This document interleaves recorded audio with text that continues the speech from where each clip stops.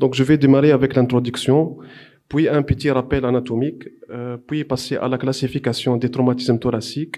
Je vais citer quelques lésions, donc pariétales, pulmonaires, médiastinales et cardiaques, puis le démarche diagnostique, et enfin la prise en charge avec une conclusion. Donc, le thorax, donc, c'est le siège d'organes vitaux, donc, comme le cœur, les deux poumons, les gros vaisseaux. Donc, le traumatisme thoracique représente 25 à 50% donc, des décès traumatiques. Les causes, ce sont surtout les accidents de la voie publique, les plaies pénétrantes et les chutes domestiques ou de travail. Donc, il peut être isolé ou associé à d'autres lésions graves dans le cadre d'un polytraumatisme. Donc, l'objectif essentiel donc, pour nous, c'est identifier les lésions menaçant le pronostic vital, les traiter en urgence, puis transférer donc, le patient vers un centre adapté pour complément de prise en charge. Donc, le thorax donc, renferme donc, les côtes, le sternum, les vertèbres, le diaphragme, les deux poumons, le cœur et les gros vaisseaux, dont le rôle c'est la protection et la mécanique respiratoire. Donc, tous ces organes peuvent être touchés par le traumatisme. Donc, les classifications, elle est simple. Donc, on divise le traumatisme thoracique en deux entités. Donc, le traumatisme fermé, c'est le plus fréquent, c'est par choc direct ou par compression ou décélération. Le traumatisme ouvert, c'est par les plaies pénétrantes, armes à feu. Donc, deux types de traumatisme, dont le plus fréquent, c'est le traumatisme fermé. Deuxièmement, c'est le traumatisme ouvert, qui est moins fréquent, surtout les agressions par arme blanche. Donc, les lésions donc, pariétales, donc, on va voir donc, les fractures costales. Donc, les fractures costales, ce sont les lésions pariétales les plus fréquentes, avec comme symptômes, ce sont les douleurs très importantes. Donc, ce sont douleurs à l'inspiration profonde avec douleurs donc, à la toux, ce qui cause donc une hypoventilation alvéolaire, un encombrement bronchique pouvant évoluer vers des pneumonies secondaires. Les fractures de sternum aussi, c'est moins fréquent, mais aussi elle est très douloureuse. Fracture de clavicule, donc, elle est aussi incriminée dans les pneumothorax post-traumatiques. Donc, le déplacement de la clavicule peut causer donc un pneumothorax post-traumatique. Le volet thoracique, donc la définition, ce sont des fractures d'au moins 3 côtes adjacentes, chacune en au moins 2 endroits, ce qui donne donc un segment thoracique mobile paradoxal. Donc, c'est la fracture la plus grave, la plus pourvoyeuse de complications post-traumatiques. Donc, les lésions pulmonaires, c'est donc le fameux pneumothorax, donc c'est douleur dans la cavité pleurale, ce qui donne une compression du poumon, un poumon collabé, pouvant évoluer vers un choc obstructif si le pneumothorax n'est pas traité. Deuxièmement, c'est l'hémothorax, c'est du sang dans la cavité pleurale, ce qui peut donner donc un choc hémorragique, choc hypovolimique. Troisièmement, c'est les contusions pulmonaires, c'est de l'œdème, de l'hémorragie alvéolaire, donnant une hypoxémie pouvant évoluer vers un SDRA, surtout si les contusions sont très étendues au niveau des deux poumons. Donc, voici donc une radiographie de thorax de face montrant donc un pneumothorax droit, donc il est compressif avec un poumon droit collabé. On voit bien donc le léséré, donc il est évident ici, avec un collapsus total du poumon droit. Donc, deuxième radiographie aussi montrant un pneumothorax gauche compressif avec un poumon gauche hyper clair, avec un poumon très ratatiné, collabé, poumon gauche, avec déviation du médiastin vers le côté contralatéral. Donc, le geste salvatrice ici, c'est l'oxyflation en urgence, vu le poumon qui est ratatiné. Là, donc, aussi une image d'un pneumothorax droit. L'aspect scanographique d'un pneumothorax donc droit de grande abondance. Donc, on voit de l'air sur les poumons droits avec un collapsus, donc léger collapsus de poumon droit. L'aspect échographique, donc l'échographie montre donc ici montre donc la plèvre c'est un léséré blanc qui ne glisse pas de glissement pleural, donc il y a un pneumothorax. Donc, c'est le gold standard dans le diagnostic actuellement. Lorsqu'on applique donc un mode temps-mouvement, on voit qu'il n'y a pas de mouvement, on voit un aspect de code à barre dans l'échographie. On va voir ça dans les ateliers de Fastico. On va voir ça avec Dr. Sleh, Dr. Banour.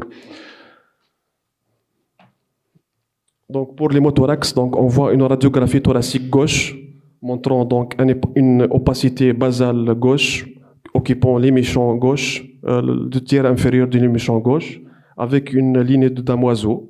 Donc, c'est typique d'un hémothorax post-traumatique de faible à moyenne abondance.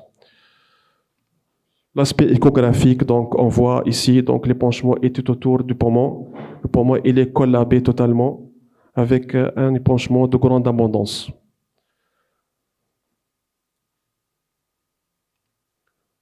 Pour les lésions donc, médiastinales et cardiaques, c'est surtout la tamponnade cardiaque, c'est l'épanchement péricardique compressif. Donc le diagnostic il est fait par un ECG, donc il y a un microvoltage dans le tamponnade. La confirmation diagnostique il est faite donc par l'échographie cardiaque en urgence, réalisée au lit de malade. Les contusions myocardiques, toujours, elles sont présentes, surtout si ce sont les fractures costales localisées dans le côté gauche du thorax. Elles donnent donc un trouble du rythme avec élévation importante des troponines. Donc, devant chaque traumatisme thoracique, il faut faire toujours de troponines en urgence. La rupture aortique, donc, c'est surtout dans le choc violent. La rupture trachéobronchique, il est moins rare, mais elle donne un emphysème donc sous-cutané massif avec un pneumomédiastin important, avec de l'hémoptysie. Donc, parlons un peu d'une complication grave de traumatisme thoracique, c'est la rupture du l'isthme aortique. Donc, elle siège principalement au niveau de l'isthme et procède d'un mécanisme de décélération. Donc, les lésions se répartissent en 4 grades donc, de gravité croissante, de la déchirure intimale jusqu'à la rupture complète. Le diagnostic n'est jamais clinique, il doit être évoqué devant des signes indirects à la radiographie thoracique. C'est un élargissement du médiastin sur le radiothorax, déviation de la trachée à droite et certainement il y a un hémothorax à gauche de faible abondance. Le scanner thoracique injecté, donc c'est le gold standard dans le diagnostic. Le traitement c'est soit endovasculaire ou chirurgical. Pour la déchirure intimale, pour les ruptures aortiques de l'aorte de bas grade, s'il y a une déchirure intimale, ce traitement c'est conservateur, mais pour les ruptures complètes, le traitement c'est chirurgical en urgence. Donc, radiographie thoracique de face montrant donc, les signes qu'on a parlé. Donc, on trouve un élargissement du médiastin supérieur avec une déviation, avec donc, un hémothorax à gauche, déviation de la trachée un peu vers la droite. Donc, ce sont des signes indirects en faveur d'une rupture post-traumatique de l'isthme aortique. Passons maintenant pour la démarche diagnostique. Il est facile, donc l'approche ABCDE. Donc, l'Airways, donc, il faut libérer les voies aériennes, il faut protéger le rachis cervical, il faut inspecter, faire une bonne auscultation pulmonaire, il faut bien faire une percussion, il faut mesurer la tension artérielle, le pouls, rechercher les signes de choc. Une évaluation neurologique aussi, il est obligatoire avec les recherches des signes associés. Les éléments de gravité d'un traumatisme thoracique, donc selon les recommandations donc, internationales de la SFAR et de la Société française de médecine d'urgence, sont un âge de plus de 65 ans, une pathologie donc, pulmonaire ou cardiovasculaire chronique, des troubles de coagulation, donc des patients sous antiagrégants ou sous anticoagulation, les circonstances de survenue, donc la forte cinétique, l'existence de plus de 2 fractures de côte, la présence d'une détresse respiratoire, donc d'une saturation inférieure à 90 sous oxygène, à l'air ambiant ou bien inférieure à 95%, donc malgré l'oxygénothérapie, ou la présence d'une détresse circulatoire. Donc ce sont les éléments de gravité. Donc on doit, s'il y a des signes, il y a des éléments de gravité, il faut orienter le patient vers une structure adaptée, une réanimation chirurgicale en urgence. Donc, les examens complémentaires, donc, passons par le plus facile. Si la radiographie thoracique peut montrer un pneumothorax, peut montrer un hémothorax facilement. Elles peuvent montrer aussi des fractures costales. L'échographie pleuropulmonaire, si elle est disponible, elle permet le diagnostic d'un épanchement pleural ou péricardique. Le scanner avec injection en tant qu'élément de scanner corps entier, de body scan. Donc, il faut réaliser toujours un scanner donc, injecté chez un traumatisé thoracique. La biologie sur le gaz du sang, les lactates, les troponines, comme on a dit, et l'NFS pour rechercher un saignement intrathoracique. La prise en charge initiale, donc, il est basée à l'oxygénothérapie ODB, masque à haute concentration, de voies périphériques de bon calibre, un bon monitorage, surtout la saturation et la fréquence respiratoire, un remplissage prudent une antibiothérapie basée sur l'augmentin ciblé ouverte, analgésie multimodale adaptée, donc le paracétamol, le nefopam, les ANS, tétration morphine, des blocs paravertébrales et péridurales thoraciques réalisés donc par des équipes entraînées dans le service de réanimation. La ventilation mécanique, il est indiqué si détresse respiratoire avec une défaillance respiratoire importante. Donc, on parle un peu de la place de la VNI donc, en intra-hospitalier. Donc, les experts donc, recommandent de délivrer donc, une ventilation non invasive, spontanée, donc ventilation spontanée avec aide inspiratoire et PEP, après réalisation d'un scanner et du drainage d'un pneumothorax lorsqu'il est indiqué. Donc, devant une hypoxémie chez un patient traumatisé thoracique, en absence d'un pneumothorax ou de contre-indication à la VNI, on peut démarrer la VNI pour limiter la mortalité. Les contre-indications de la VNI sont le pneumothorax, c'est le refus de patient, l'agitation, la détresse hémodynamique. Donc, le contrôle de la douleur, donc, lors d'un traumatisme thoracique, donc, le contrôle de la douleur est une urgence. Donc, il faut bien évaluer la douleur en utilisant des échelles simples, échelle numérique et une échelle verbale simple.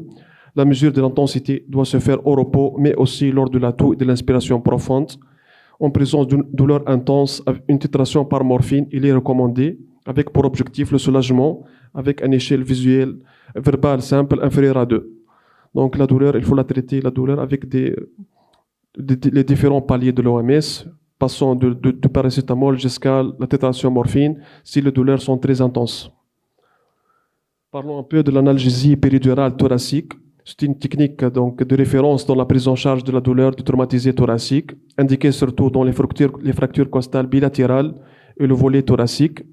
Doit être réalisée par un opérateur expérimenté, car c'est une technique difficile à faire un peu. Elle améliore la ventilation, elle limite l'hypoxie, elle réduit donc, les complications pulmonaires et l'inflammation systémique. Donc, les solutions utilisées sont les anesthésiques locaux tels que la ropivacaïne et les morphiniques comme le fentanyl. Les contre-indications sont les troubles de coagulation et l'instabilité hémodynamique.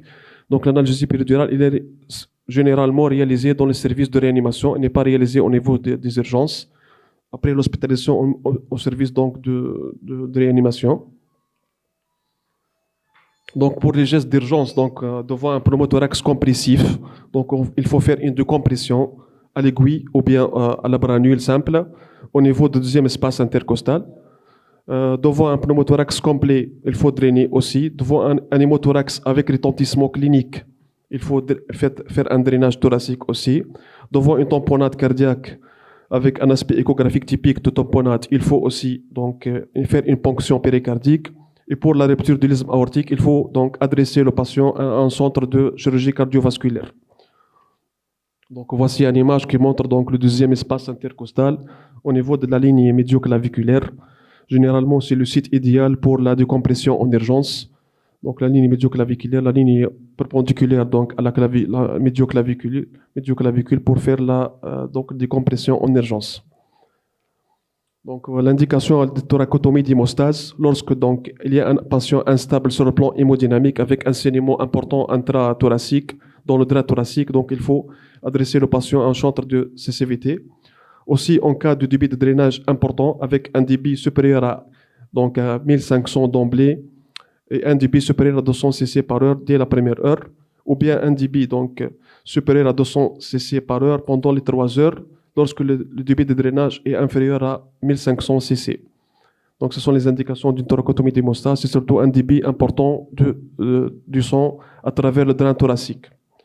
Donc, le drain, donc, c'est le plus fréquent dans nos services, sur le drain thoracique de Joly, différents calibres. Il y a le calibre donc, de 28 et 32 pour les hémothorax et les petites tailles pour les pneumothorax. Donc, des drains de petite taille 16 gauche pour les pneumothorax. Ou pour les hémothorax, c'est le drain 28-32 gauche. Donc, le site idéal de drainage, c'est le triangle de sécurité. Donc, la ligne donc, donc, la ligne donc, axillaire antérieure pour les pneumothorax et la ligne axillaire postérieure pour les hémothorax. Il ne faut jamais donc, drainer au-dessous du mamelon pour ne pas léser le diaphragme et les structures sous-jacentes, comme le foie et la rate. Donc, c'est le site idéal pour le drainage d'un pneumothorax en urgence. Parlons un peu d'une technique chirurgicale, c'est l'ostéosynthèse pariétale qui est réalisée chez un patient, donc fixation chirurgicale chez les patients présentant un volet thoracique qui sont intubés, ventilés, mais l'état respiratoire donc ne permet pas un sevrage. Il faut donc adresser le patient dans un centre pour faire une ostéosynthèse pariétale pour améliorer le pronostic. Donc, conclusion, donc, le traumatisme thoracique, c'est une urgence fréquente et potentiellement mortelle. L'approche donc APC2 reste la clé. La reconnaissance rapide des lésions vitales améliore la survie et la coordination entre toutes les équipes est très essentielle pour maintenir la vie du patient. Merci pour votre attention.